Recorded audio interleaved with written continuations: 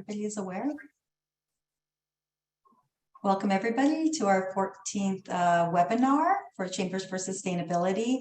And before we get started, I see we have Dr. Glenn Hallam here, who has been just a huge asset to our Chambers for Sustainability team. He's been part of these webinars in the past, and we have regular meetings talking about where we're going as this coalition. And so I wanted to just pass it over to him for a couple of minutes to talk about some ideas we've been mulling around and seeing, you know, how that might pan out through each of you running webinars or running chambers. Great.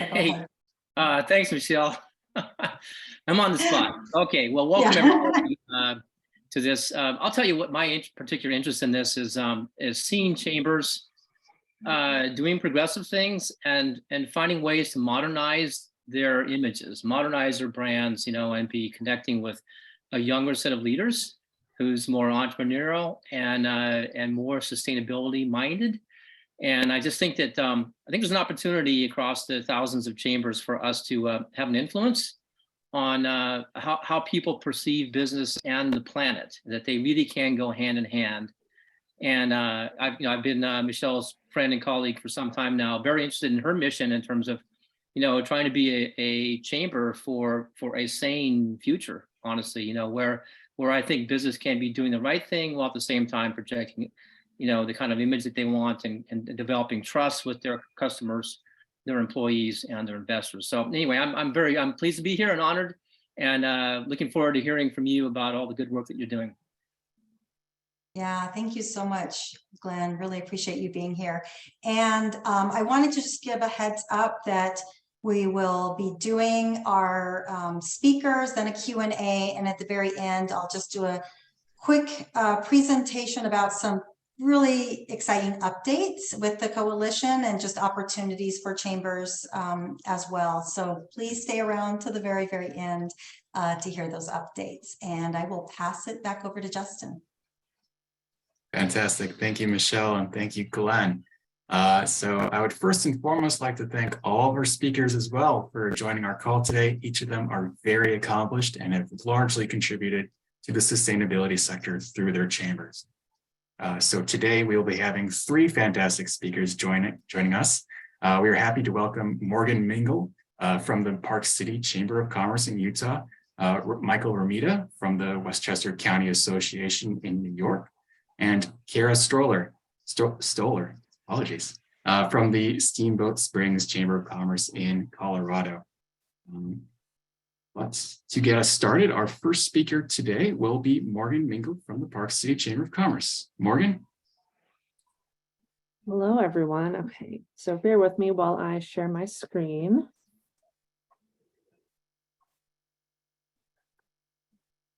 Great. Get it in presentation mode. How's the tech? Is everybody happy with what they're seeing? All right, I'll go ahead and kick it off. So it's good to see everybody. My name's Morgan. So I'm the Director of Sustainable Tourism for the Park City Chamber and Visitors Bureau. And I'm going to be jumping around a little bit in my presentation to give y'all really a shallow overview of what we're doing, so that if there's a piece that you want to know more about, my contact information will be at the end as well. So just to give you an idea of what I'm going to be touching, I want to spend just a tiny bit of time to set the scene and talk about our place in the community as both a Visitors Bureau and a Chamber of Commerce. I'm going to walk us through a really brief overview of our new Sustainable Tourism Plan, which was just adopted in the community this summer.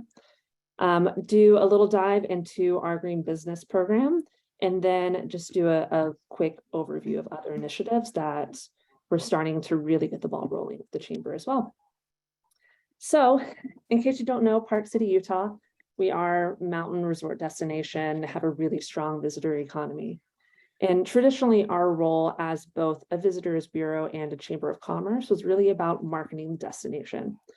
And in the last couple of years, with some pressures from locals about over-tourism, and really just kind of understanding some of the unintended impacts of such a strong visitor economy in our community, we've really shifted our focus towards more of destination management and destination stewardship, rather than just simply marketing and specifically marketing for visitors to come and marketing the businesses that are part of our Chamber of Commerce. And so our president and CEO, Jennifer Wesselhoff, has really done a great job of kicking off this transition and brought me on almost a year ago now to lead the sustainable tourism planning process and the rolling out of some of those initiatives.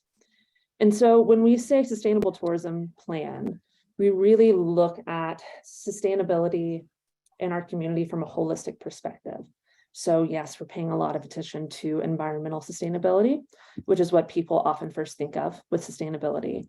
But we also want to make sure that we're really fostering our local spirit and that we're supporting our local economy in a way that makes it, last and is robust and strong and can provide all the important community economic opportunities. So what you're seeing here are the 5 main principles that we identified in creating this community plan for sustainable tourism.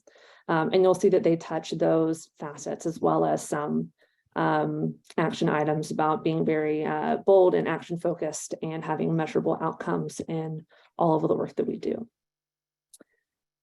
And so when we created the sustainable tourism plan, we had these big buckets of work that we called objectives. And underneath all of these that you see are a number of more focused initiatives.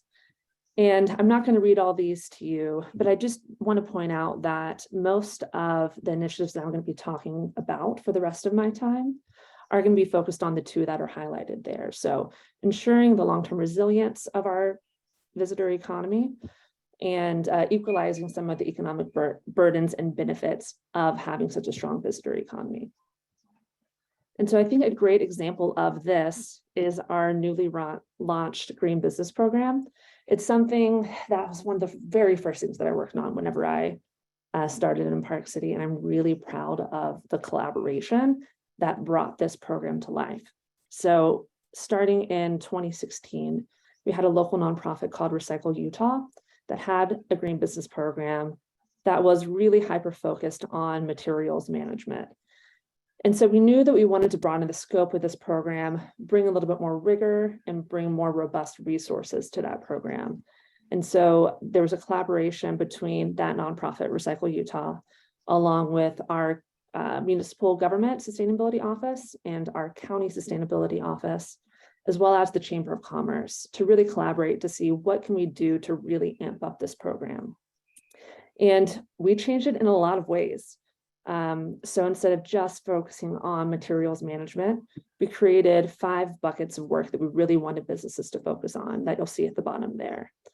And businesses have to make meaningful changes in all of these categories. We created just a completely exhausting checklist for businesses to be able to brainstorm and think through changes that they can make independently. And then as part of the onboarding process, they have one-on-one guidance with one of us that helps create the program, as well as a huge suite of digital resources to get a better understanding of, okay, well, I want to do a water audit. What does that look like? How do I do it? And so we created step-by-step instructions to be able to do that. We've also launched our Lunch and Learn program officially. So we had our first one a couple of weeks ago, where we brought in local leaders, some representatives from our local utilities company to talk about rebates and ways that businesses could save money while becoming more energy efficient.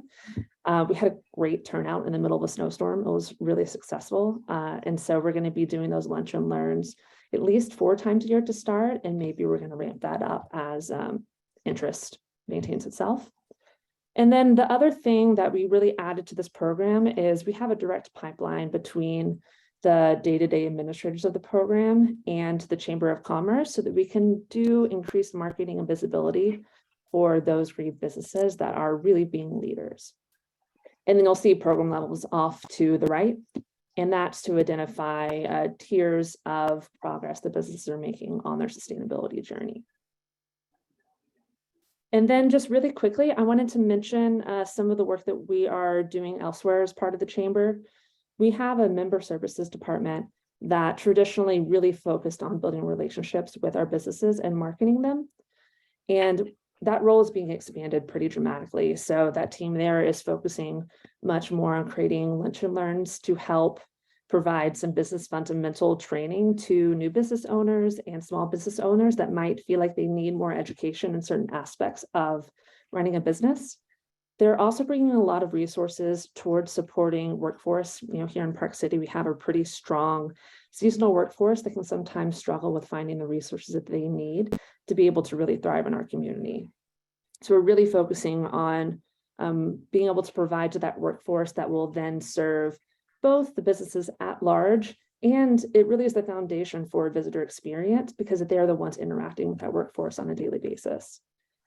And then finally, something that we've just kicked off is working on a suite of materials to provide to lodging partners on sustainability messaging as being one of the main partners being able to share educational resources, both to some of the newer workforce and to visitors. So we see them as a really important partner to be able to promote sustainable behavior in our community.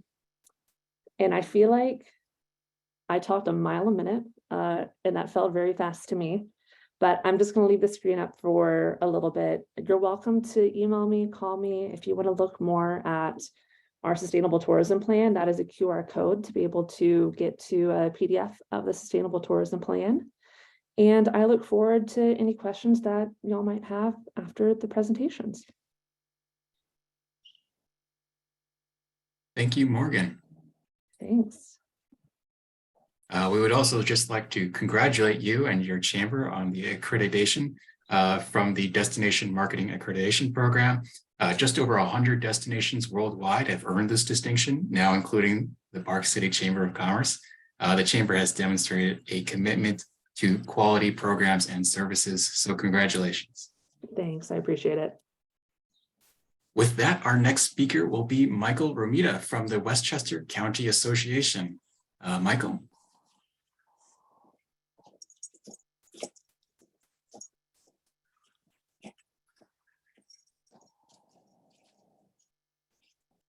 Okay, while I'm getting this all set up, I realize I'm at a competitive disadvantage because I'm the only chamber presenting that doesn't have world-class skiing. So that's a big deal, everybody, but I'll give it the best shot that I can. So if you can see this, just a little bit about my county of Westchester. Westchester County is just north of New York City, and it is widely considered to be a wealthy bedroom community with a lot of people commuting into New York. That's kind of a misconception. Westchester County is incredibly diverse economically, socially, and also with respect to its geographic aspects. It's pretty large. It's part of the Mid-Hudson Valley of New York State, which has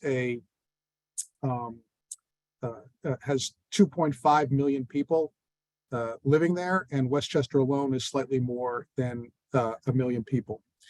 So a little bit about the WCA. There are plenty of local chambers, both in New York City and in the surrounding environs. The WCA is a little bit unique. We're more of a business roundtable. So our mission is to unite professional leaders across a bunch of different industries to identify the most pressing economic challenges facing the region and to come up with solutions that we both, we advocate for and run initiatives to support. So why is sustainability important in Westchester? I'm going to try and advance the slide here. So, and quick suggestion. I don't know if you can even just click from current slide if you can see that button up to the left right there. There you go. Okay, is that better? Perfect. Great. So if business sustainability wasn't important beforehand in New York, it certainly is following the 2019 passage of the State Climate Leadership and Community Protection Act. This is a very ambitious state law. New York has positioned itself as a leader across the nation to green its economy and become zero carbon emissions electric by 2040, and then 85% carbon neutral by 2050. And this is going to touch every aspect of the Westchester economy in the years to come. So we need to identify the challenges and the opportunities for Westchester. One of the things that the act did was create a climate leadership council which was tasked with figuring out how we're going to reach these goals. So as very often happens in politics, these lofty goals were set and left it up to the bureaucrats to figure out how that was going to get done. And this is, in essence, the Climate Action Council's draft plan. These are the baseline recommendations. And you can see the path forward that they've laid out. We're in a public comment period, and then there's going to be a final plan that's going to be circulated beginning next year. What's most interesting about this is if you look at the gross emissions limit dot at the lower right-hand sector of the screen, you can see that even if all of the Climate Action Council's recommendations are adopted, which they probably won't, you still will not get to the gross emissions limits set out in the law. So they're in the process of kind of figuring this all out, coming up with some alternative recommendations. But the key takeaway here is businesses and the private sector will need to be intimately involved in whatever happens. So, how can we prepare for our businesses to do this? There are risks to business in Westchester and in New York, but there are also opportunities. There's lots of discussion about big solar and offshore wind. Frankly, offshore wind is probably not the play for Westchester County. That's more likely to happen out on Long Island and upstate in a couple of areas. But when you think of the opportunity for Westchester to participate in the green economy, you think of things like supply chain management and manufacturing, workforce development, demand side technologies, and chip manufacturing. Westchester is a tech hub and also has a developing workforce, and you're going to need workers to kind of figure this all out. So the WCA's plan is essentially threefold. It's advocacy, it's information gathering and tools, and it's education. On the advocacy front, we stand somewhat unique. Many business organizations are pushing back hard against the new state laws. We're taking a somewhat different tack, recognizing that this is going to be incredibly difficult, but everybody needs to be on board and pull a laboring oar. So for us, the question is less, should we be doing this, but at what cost and who's going to pay for this? So our advocacy, as you can see, we've done op-eds, we've been pretty active in commenting and visiting our representatives up in Albany and pushing these issues forward. On the information and tool side, we created this one-of-a-kind searchable database that you can find on our website. You go to our website at westchester.org and go right to the top and click on the Clean Energy Portal, you will find this. There is a dizzying array of tools and incentives out there at the federal, state, and local level, which are designed to help businesses transition to a low carbon or no carbon future. But they aren't pulled together in any organized fashion. So they're very difficult to navigate, particularly for somebody who's just starting to figure this out. So we have pulled this all together. And if you go onto this website, there's a box where you can search the website by keyword, or you can click on program type or technology. That will launch you to an annotated program list, and it'll give you kind of a one-page example, an explanation of what these various programs are. And there are probably, I'd say 140 to 150 of them right now that live on this database. And then you can click through to the primary source material and figure out if this is good for your business or not. Right now, it's just been updated within the last 2 weeks, and it's already connecting hundreds of our local businesses to over 100 programs, as I previously mentioned. On the education side, last year we launched a short course in business sustainability in coordination with Fordham University's Gabelli School of Business. This was taught for the first time during COVID, so it was online, but Fordham has now created a boot camp, which is a one-day course, and they actually have an entire curriculum now built out around business ESG. So I like to think that we were part of helping Fordham sort of think through that.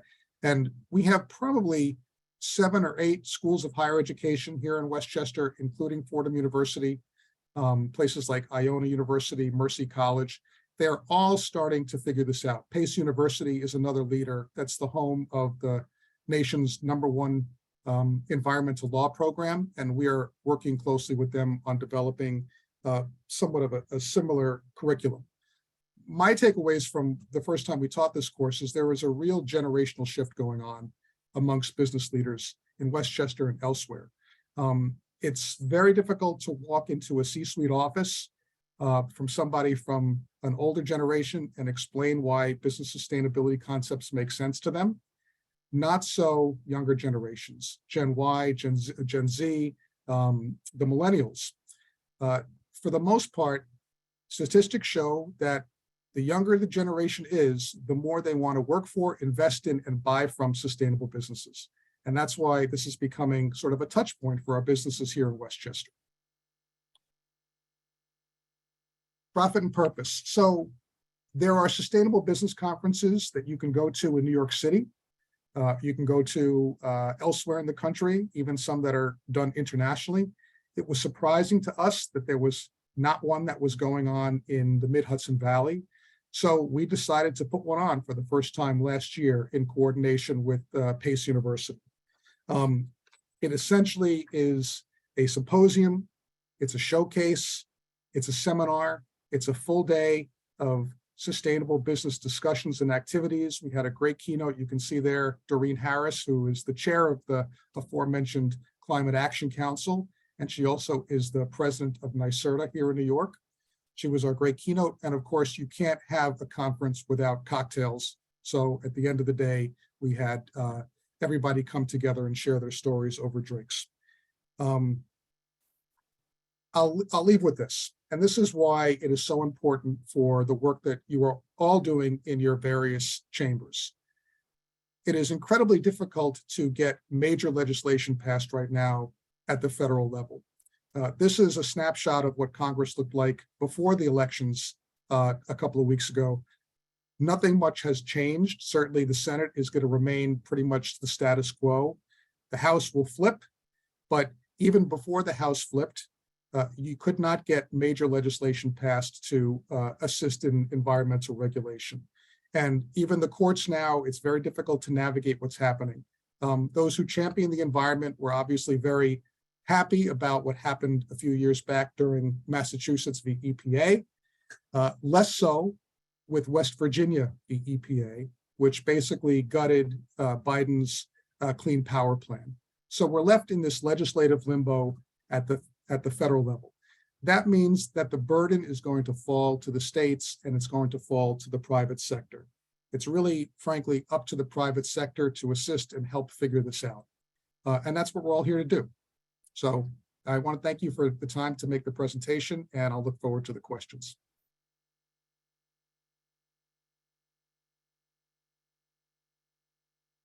Thank you very much, Michael. We'd also like to just mention that the Westchester County Association is one of the 7 lead organizations selected by US Ignite, a national nonprofit accelerating the smart city movement, to participate in Project Overcome. As part of Project Overcome, the WCA will spearhead a 12-month pilot program for which they have been granted $450,000 in funding. So fantastic work. And finally, our last speaker for today will be Kara Stoller from the Steamboat Springs Chamber of Commerce. Kara? Thanks, Justin, and thank you, Michelle. And yes, Michael, we'll have to get you out west and experience some of the snow. There's snow on the ground here in Steamboat Springs right now, and I don't have slides today, but I did want to share with all of you a picture of Steamboat Springs, and really captures a lot about our community in this one image with our agriculture heritage and our skiing heritage all in one in this image. And we sure do love our fireworks out here. Only in the winter now, though, as you all can imagine why. But again, thank you, Michelle, for having me. I'm Kara Stoller. I'm the CEO of the Steamboat Springs Chamber. Steamboat is in the northwest corner of Colorado. We do have a world-renowned ski area, as was mentioned, and has made us a resort destination. But beyond that, there are many other thriving industries in our area, that include outdoor recreation manufacturers, of course, agriculture, as I mentioned, healthcare, arts, and more. Our organization is similar to Morgan's. We have our traditional chamber side, and then we also are the DMO for the region, so the Destination Marketing Organization. And all of the things that Morgan hit on, we are also experiencing and navigating. And it's also really exciting to be part of kind of shaping the future of destination marketing organizations.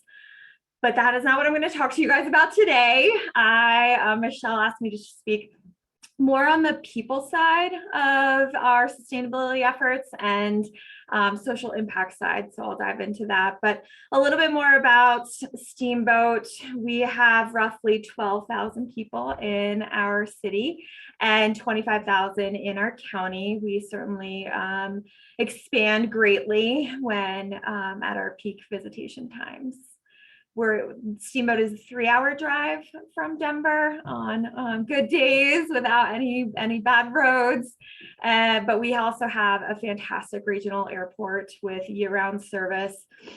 And that service really peaks in the winter. We have 16 nonstop destination flights into Steamboat Springs, making it a really accessible place, again, mostly in the winter season. But I'm going to jump into focus more on our social impact and how we're supporting our community members.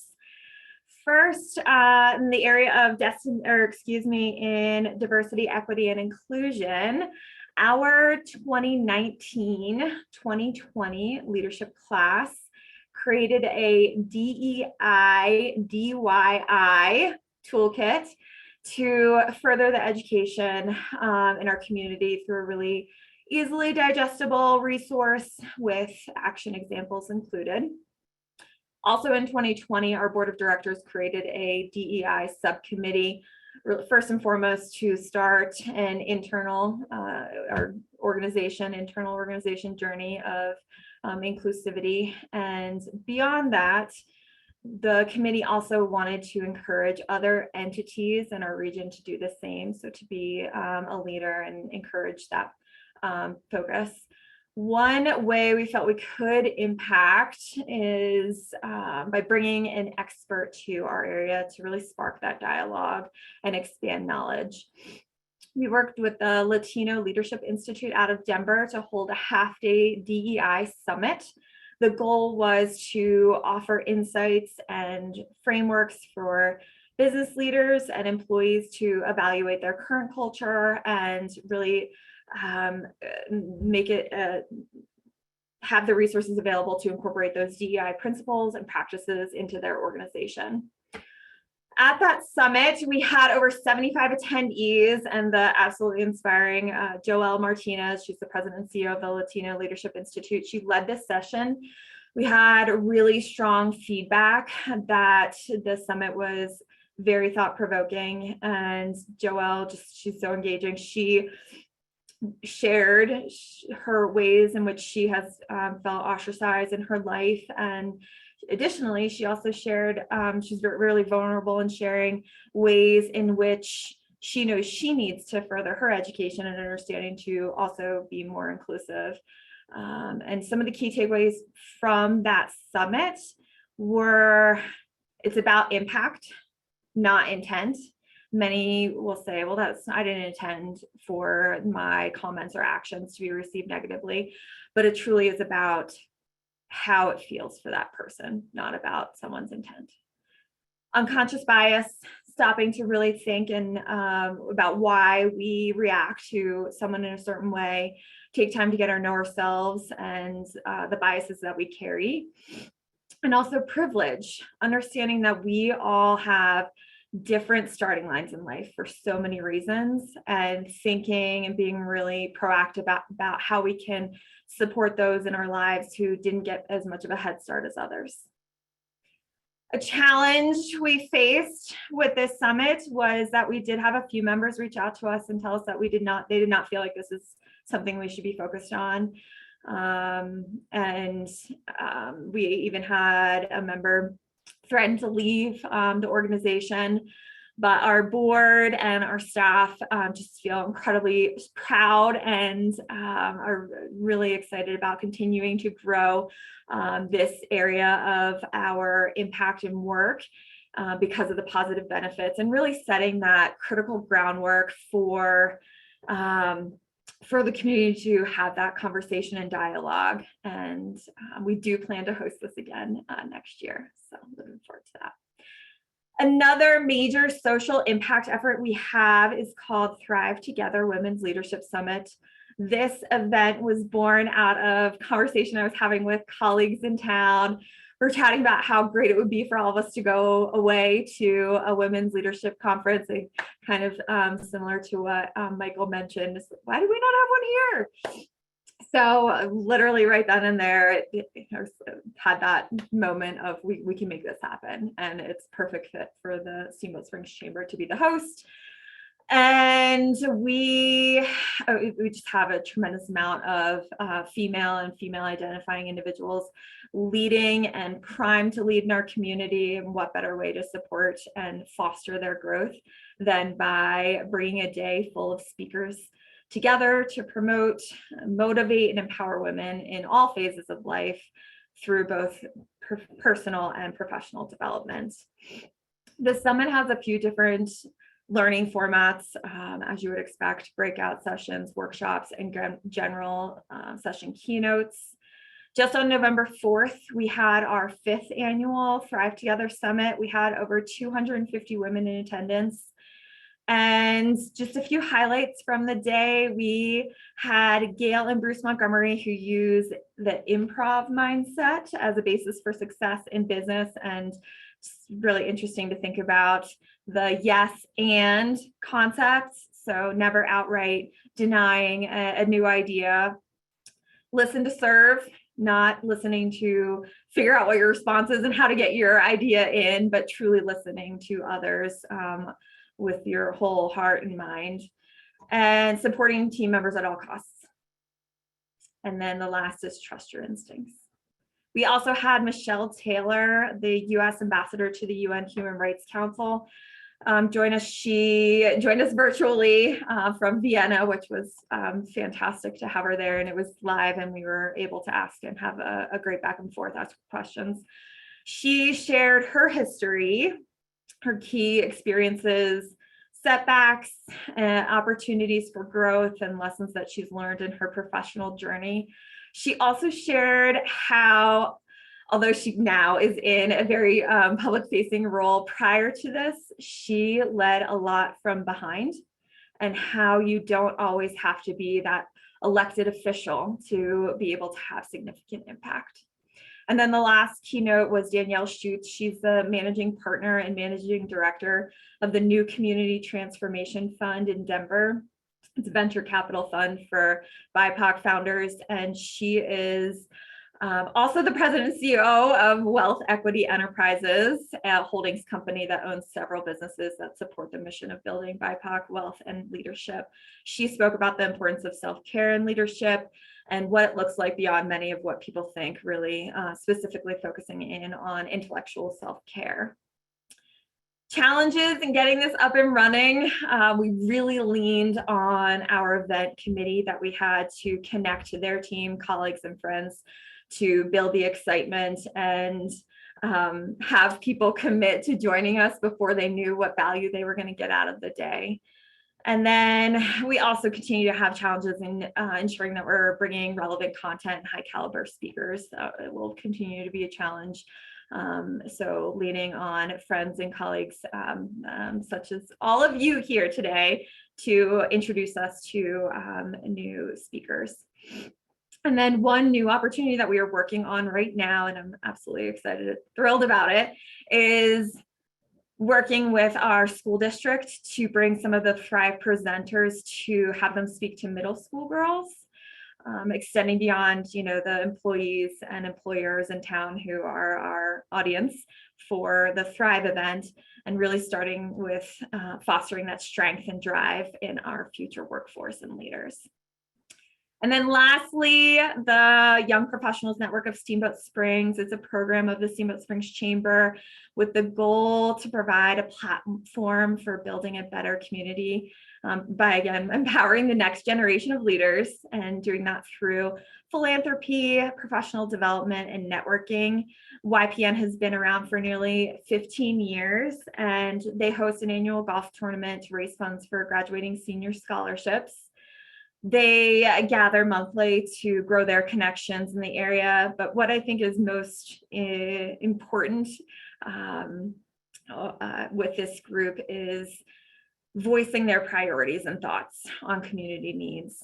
So making sure that the elected officials know what they're thinking, where they want their tax dollars to be focused on, what decisions they see need to be made, and priorities that should be risen up and focused on by our elected officials in the region. And it has become a two-way street. Those elected officials now seek out the voice of YPN as they review policy decisions.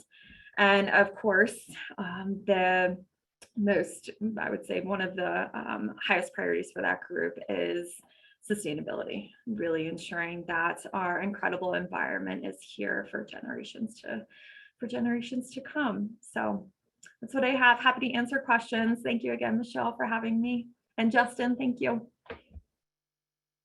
Yes, thank you so much, Kara.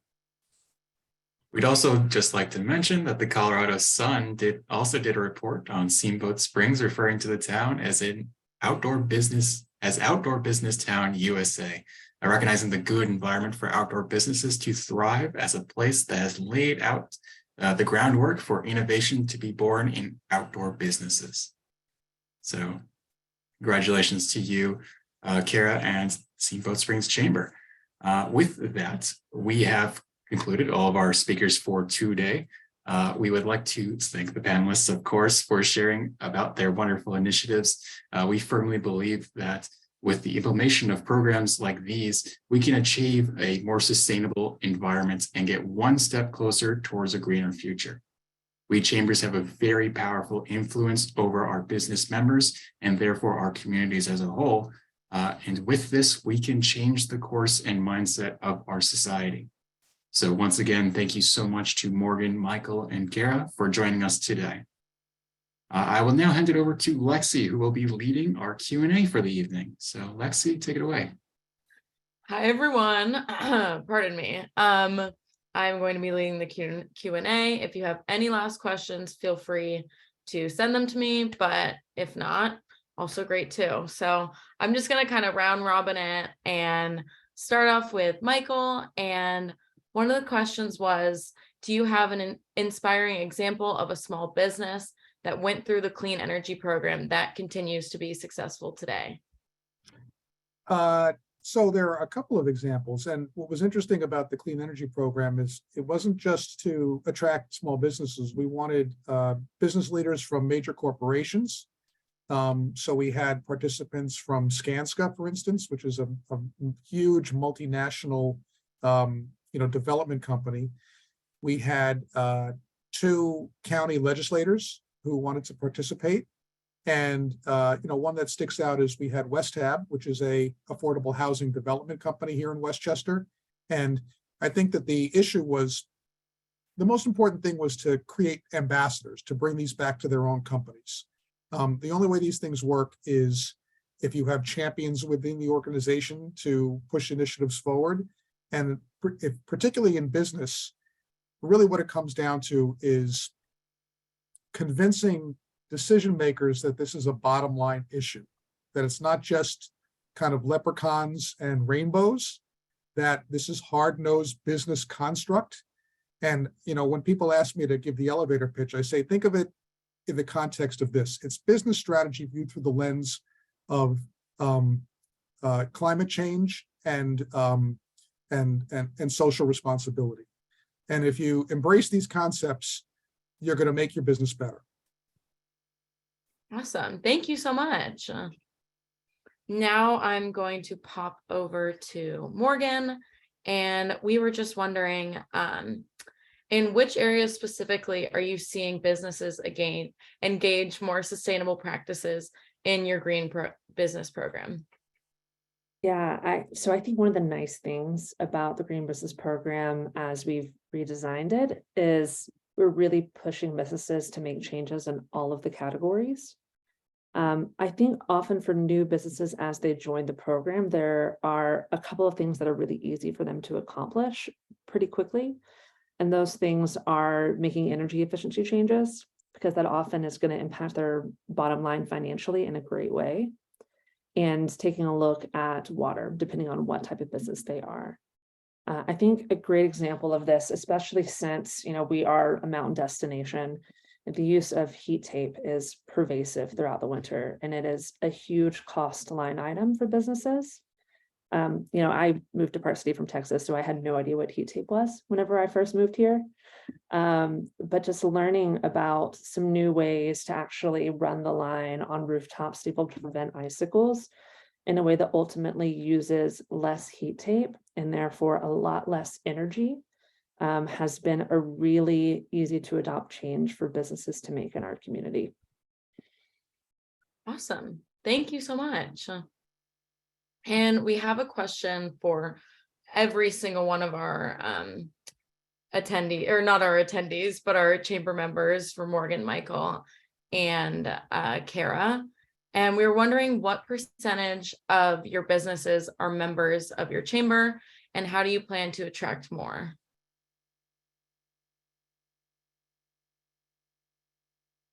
Jump in.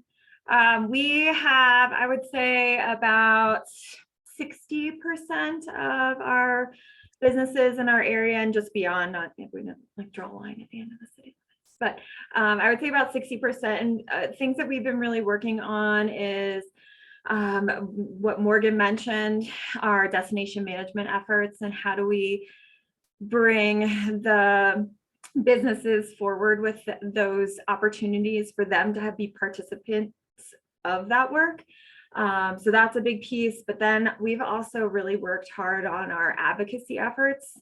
That is, I would say, a little bit newer for us, but really making sure that we have strong voices at the decision-making tables locally, regionally, at the state level, and making sure that we report that back out to our members so that they know that we're doing that on their behalf. And then the last is our retention and recruitment efforts. It's a challenge everywhere right now, and we're really trying to bring resources and solutions to the table for our members. It's affordable housing is a massive challenge for us in our area right now. So what we do have entities that are really working hard on that. What can we do to help make sure that employers are aware of what the expectations are, what the needs are? And Michael talked about, the upcoming generations and what are priorities to them, making sure we can connect that with employers so that they are creating an experience where employees don't want to leave and they can thrive. Awesome. Thank you, Kara. I'm happy to jump in here because we're a little bit unique. We don't necessarily ascribe to growing the membership by the number of businesses. We're a little bit more curated as a business roundtable. So for us, it's about looking for the right members. And every organization out there has financial challenges that they have to deal with. For us, we feel like if we're focused on the right issues, the financial aspects of running the organization will kind of work themselves out. And if they're not, then maybe we're not focusing on the right things. So, less than 2 years ago, we undertook a strategic review.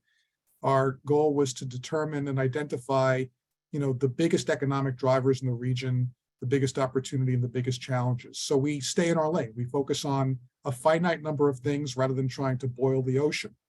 Those things are real estate and housing, which are big economic drivers here in the Hudson Valley. Healthcare, all of the major hospital groups have now dropped anchor in Westchester, coming in from New York City.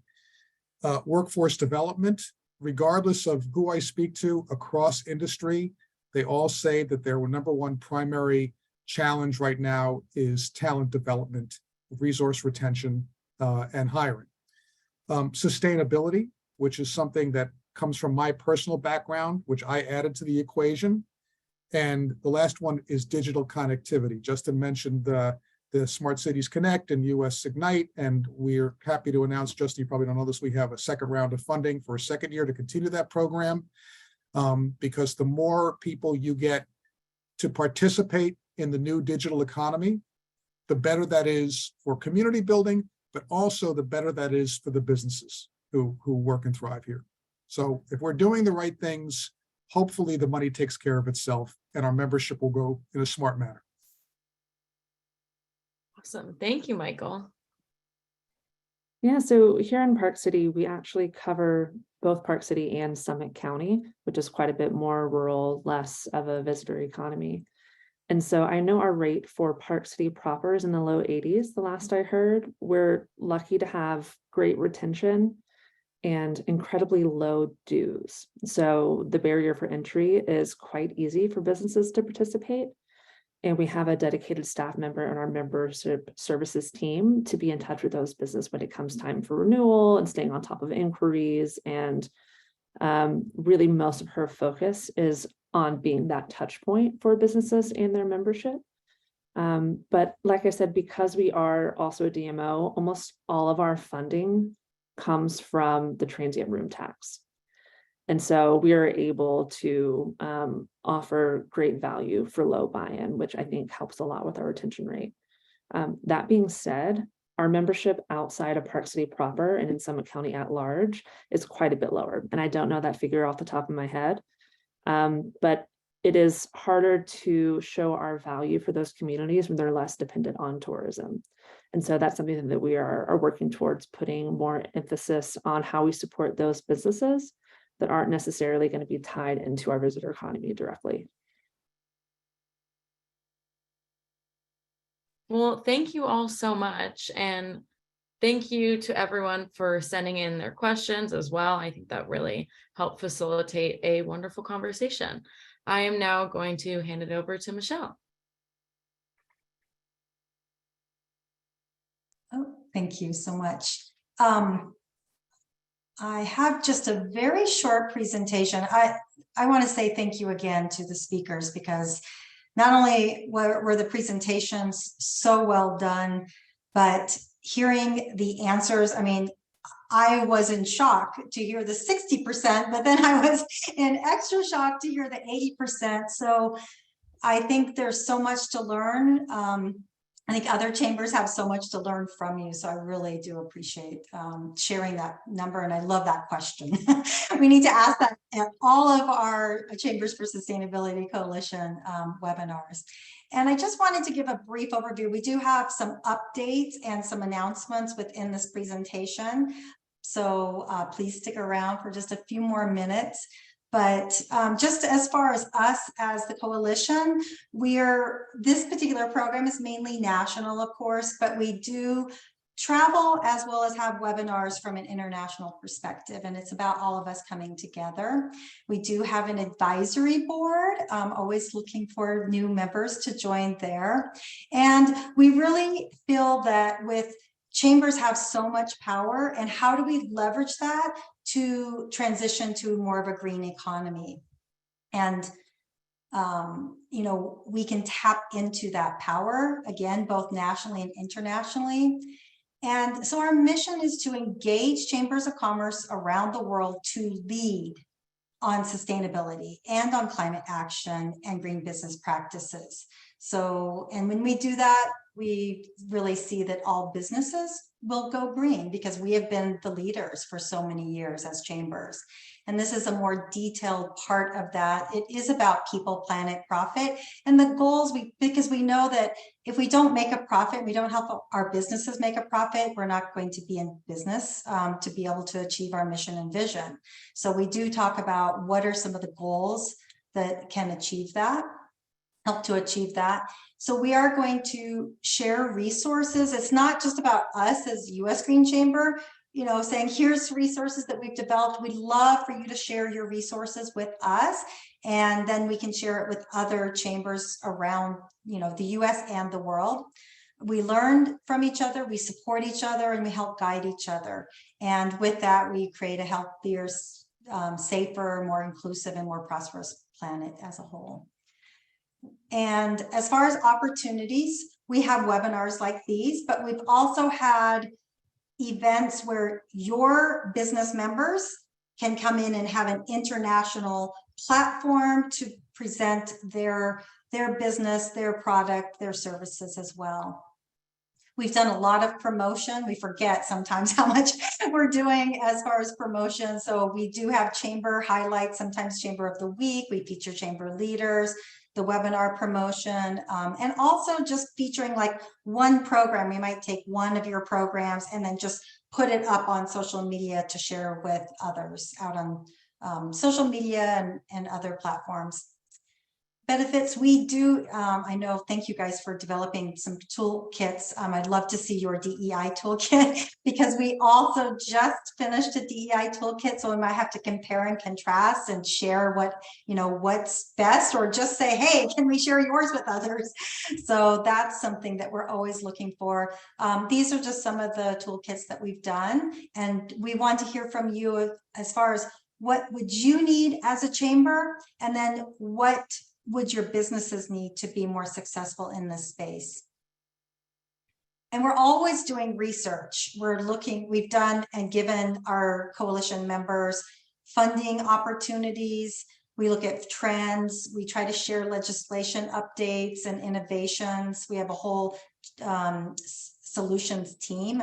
And also, our team here has been doing in-depth research on every single chamber in the United States and going through systematically the websites and trying to identify, do they have any social or environmental programs? And that's how we found each of you in this space, because it's not as common. And so we're going to be putting out a report when we're finished with that particular research on just the social and environmental sustainability programs. And we also have benefits. We're trying to create benefits for your members. And so we have, right now, we have probably about 7 chambers who have joined the Business Exchange Network program called BEN. And it's similar to Airbnb, but for businesses to buy, sell, rent, or exchange with each other. So very cool. We can talk about that more if you have any interest. Speaking opportunities, again, at other events. We have experts that we can call upon, other speakers. We have certifications that we could even share. So we're trying to put something together in that transition of chambers moving towards more sustainable practices and just sharing ideas. But we want to, again, hear from you and what your needs may be. And because we can't do it alone, we know that it's hard for each of you to do it alone. So if we all come together and share these types of amazing stories, programs, platforms that you're already doing, we would love to hear more about what you're, how we can come together even further. So, and we welcome each of you to join the coalition. It's free, and we really just want to have more conversations. But with that, I just want to say thank you again to our speakers. Thank you for our team. Thank you, Justin, for moderating, and Lexi for asking questions, Maria Lim for doing the tech, and Suzanne for doing extra research.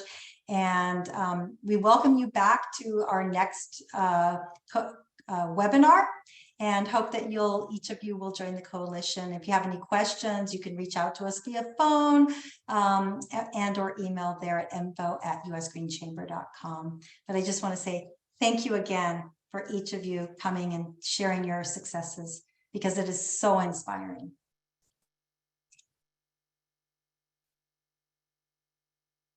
And we hope that you have a great rest of your day. Yeah, thank you everyone for coming. It's been a pleasure to have all of our speakers with us today. So with that, we can go ahead and call it. And this is the end of the webinar. Thank you all once again for attending, for presenting, and we'll hope to see you next time.